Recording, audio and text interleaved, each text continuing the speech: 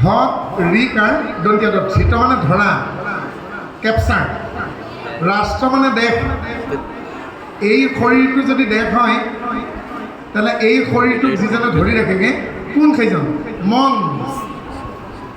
আমাৰ মনটো সাধাৰণতে দূৰদৰ্শী নহয় যি অদূৰদৰ্শী মন যে ভৱিষ্যতটো নেদেখে সেইজনেই ধৃতৰাষ্ট্ৰ আকৌ কৈছোঁ ধৃত মানে ধৰা ৰাষ্ট্ৰ মানে দেশ যিজনে শৰীৰটোক ধৰি ৰাখেগে সেইজনেই হ'ল মন মনটো আৰু বিবেকে কিন্তু একে নহয় বিবেকেই বিদুৰ বিদুৰৰ কথা শুনিছে জানো ধৃতৰাষ্ট্ৰই শুনা নাই নহয় বিদুৰৰ কথা যদি মানিলেহেঁতেন শুনিলেহেঁতেন ধৃতৰাষ্ট্ৰৰ পুত্ৰ কৌৰৱ বেয়া পথত নগ'লহেঁতেন অহংকাৰী নহ'লহেঁতেন গতিকে আকৌ কৈছোঁ ধৃতৰাষ্ট্ৰ মানে আমাৰ নিগমত মনটো সেই দুৰ্বুদ্ধিযুক্ত মনটো যিজনাই বিদুৰ নামৰ বিবেকৰ কথা নুশুনে যিজন বিবেকহীন সেইকাৰণে ভীষ্মই বহুত দিন গালি খপনি দিছেগৈ কাক ধৃতৰাষ্ট্ৰ আৰু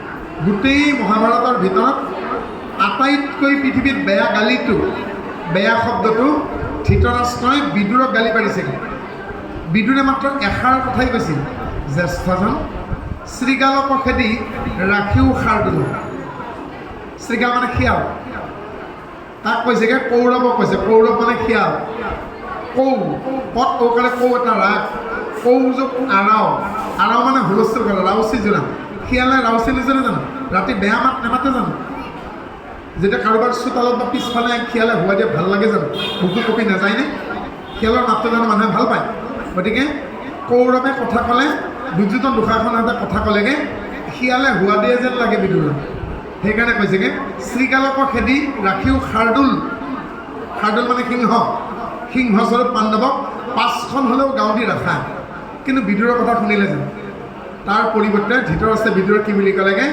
আটাইতকৈ বেয়া গালি দিছে ক'বই বেলেগে জাৰজ দূৰ সমূহৰ ওচৰৰ পৰা লগে লগে বিদুৰে কি কৰিছে সেই জ্ঞানী পুৰুষজনে লগে লগে মূৰৰ পাগুৰিটো খুলি ধৃতৰাষ্ট্ৰৰ চৰণত দি কৈছে হে হস্তিনাপুৰৰ সম্ৰাট আজি মই হস্তিনাপুৰৰ মহামন্ত্ৰীৰ পদৰ পৰা বিদায় ল'লোঁ মই ভাবোঁ মোৰ বিবেকে কয় যে মই যদি এজন জাৰজ তেতিয়াহ'লে হস্তিনাপুৰৰ মহামন্ত্ৰীৰ পদত থকাৰ মোৰ অধিকাৰ নাই বিদুৰে বিদায় ল'লোঁ গতিকে সেইজন ধৃতৰাষ্ট্ৰ কৌৰৱ মানে কি পালোঁ আমি কৌ হৈছে ৰাগ আৰু মানে হুলস্থুল কৌ ৰাগত যিয়ে হুলস্থুল কৰে সেইজন হ'ল কৌৰৱ ভীষ্ম মানে ভীষণ যিদিনাখন শান্তনু আৰু গংগাৰ বিবাহ হ'ল চুক্তি মই যি ইচ্ছা তাকেই কৰিম মোক বাধা নিদিবা গংগাই কৈছে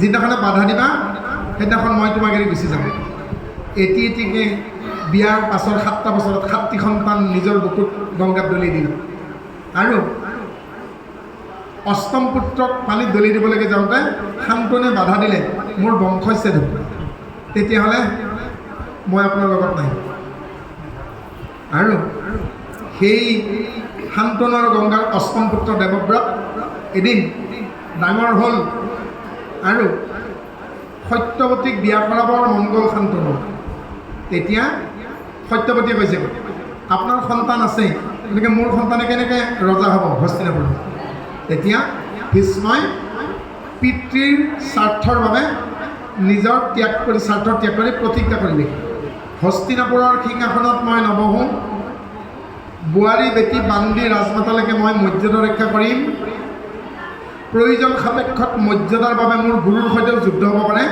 কিন্তু নিৰস্ত্ৰ ৰথহীন মহিলা অসত্ৰিয় আৰু কিন্নৰৰ বিৰুদ্ধে মই যুঁজ নকৰোঁ এনেদৰে ভীষ্মই ভীষণ প্ৰতিজ্ঞা কৰাত দেৱতাই পুষ্পবৃষ্টি কৰি নাম দিলে ভীষ্ম সেইদিনাখনৰ পৰা দেৱব্ৰত ভীষ্ম হ'ল কুৰু বংশৰ যজাতিৰ পঞ্চপুত্ৰৰ কনিষ্ঠজন কুৰু জ্যেষ্ঠজন যদু তুৰ্বসু অনু পুৰু আৰু দ্ৰুৰ্য আৰু এই পুৰুৰ পৰা পদজেগাৰে পুৰ অধজেগাৰে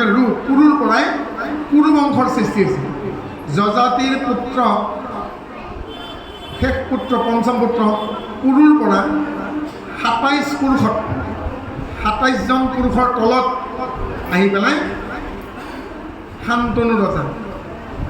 28 নম্বৰ পিৰিত দেৱব্ৰত বিচিত্ৰবীৰ্য চিত্ৰৰথক চিত্ৰসেন গন্ধৰ্বই হত্যা কৰে। বিচিত্ৰবীৰ্যৰ কাৰণে অম্বিকাক বিয়া কৰাই অনা হয় কাশীৰাজৰ জীয়ৰী। অম্বা গুচি গ'ল ঘূৰি, কিন্তু শালবৰাজে গ্ৰহণ নকৰিলেগৈ। আৰু অম্বাই ভীষ্মৰ বিৰুদ্ধে অভিযোগ দিলে পৰশুৰামক। পৰশুৰাম আৰু ভীষ্মৰ ধৰ্মযুদ্ধ হ'ল। পৰশুৰাম হাৰিল। পৰশুৰামে তেতিয়া অম্বাক কৈছেগৈ, মই নোৱাৰিলোঁ, শিৱৰ ওচৰত যাওঁ। আৰু শিৱক প্ৰাৰ্থনা কৰি দেহত্যাগ কৰিলেগৈ। দ্ৰুপদ ৰজাৰ ঘৰত শিখণ্ডী হৈ জন্ম লাভ কৰিলে। আৰু 10ম দিনৰ যুদ্ধত ভীষ্ম ৰণত পৰিল, কাৰণ অৰ্জুনৰ ৰথৰ সাৰথি হ'ল শিখণ্ডী। আৰু শৰীৰত 5বিধ অগ্নি থাকে। ইহলোকাগ্নি, দৌলোকাগ্নি, পৰ্জনাগ্নি, পুৰুষাগ্নি, য়ৰ্ষাগ্নি। আৰু যিজন ব্যক্তিৰ শৰীৰত পুৰুষাগ্নি আৰু য়ৰ্ষাগ্নি নাথাকে সেইজনেই শিখণ্ডী হয়, সেইজনেই বৃহন্নলা হয়, সেইজনে নপুংসক হয়। এই জগতত মাতৃগৰ্ভৰ পৰা ভূমিষ্ঠ হোৱাৰ লগে লগে সন্তান এটা বেলেগ তাপ পায়, সেইকাৰণে কান্দে, পঢ়া বুলি কয়। ইহলোকাগ্নি। সমান বয়সৰ এজন ব্যক্তিৰ যেতিয়া মৃত্যু হয়, শ্মশানত আমি বিদায় জানতে আমাৰ মনত দুখ লাগে, আমাৰ মিত্ৰ এজন গ'ল। সেই সময়ত অহা দুখটোৰ নাম হ'ল, তাপটোৰ নাম হ'ল দৌলোকাগ্নি। আমি যে কান্দো, এই হ'ল পৰ্জনাগ্নি। পৰ্জনা মানে মেঘ, ভাৱখিনি গেঠাৰ মাৰি থকা ভাৱখিনি যেতিয়া গ'লে তেতিয়া চকু পানী হৈ ওলাই আহে। 4 নম্বৰ তাপটো পুৰুষৰ গাত থাকে, পুৰুষাগ্নি। 5 নম্বৰ অগ্নিবিধ মাতৃৰ গাত থাকে, মাতৃত্বৰ অগ্নি, য়ৰ্ষাগ্নি। যিটো শৰীৰত পুৰুষাগ্নিও নাই, য়ৰ্ষাগ্নি নাই, সেইজন নপুংসক, সেইজন কিন্নৰ। আৰু কি কাৰণে হয়, সেই চিত্ৰগুপ্তৰ খাতা মেলিলে আমি পাম, পাছলৈকে আমি পাই আহি থাকিম।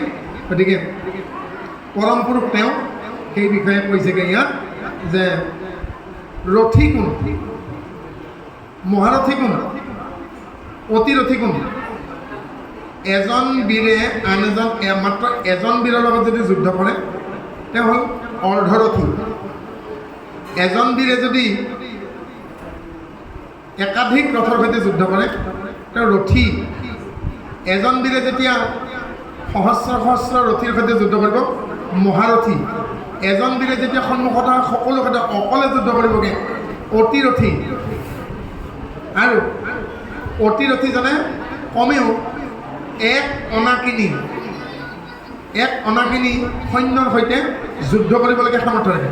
এক অনাকিনি মানে এক অক্ষশনিৰ 10 ভাগৰ এভাগক এক অনাকিনি বুলি কয়। 10 অনাকিনি লগে লাগিলে এক অক্ষশনি। পুতনা বাহিনী ফল অনাকিনি শেষত গৈ অক্ষশনি হ'বগৈ।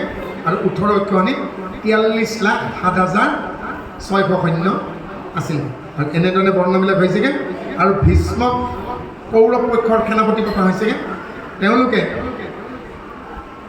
চক্ৰবেহু পাতিছেগৈ। আৰু পাণ্ডৱে কি পাতিছেগৈ, সংকট বেহু।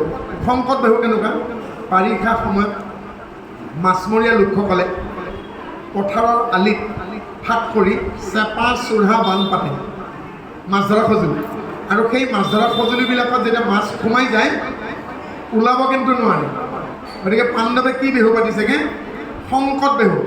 আৰু সেই সংকট বিহুত কৌৰৱ পক্ষৰ যি সোমাব সি কিন্তু মৃত্যুৰ বাদে আৰু বেলেগ একো দেখা নাপাব। তাৰ পিছদিনাখন আৰু তেওঁ সূৰ্য দেখিবলৈকে নাপাব। গতিকে পাণ্ডৱে পতা এই সংকট বিহু দেখি দুৰ্যোধনৰ বুকু কঁপি উঠিছে। আৰু ভাই ভতিজা সৈন্যবিলাকক কৈছে, চোৱা পাণ্ডৱে যি কি সংকট বিহু পাতিছেগৈ।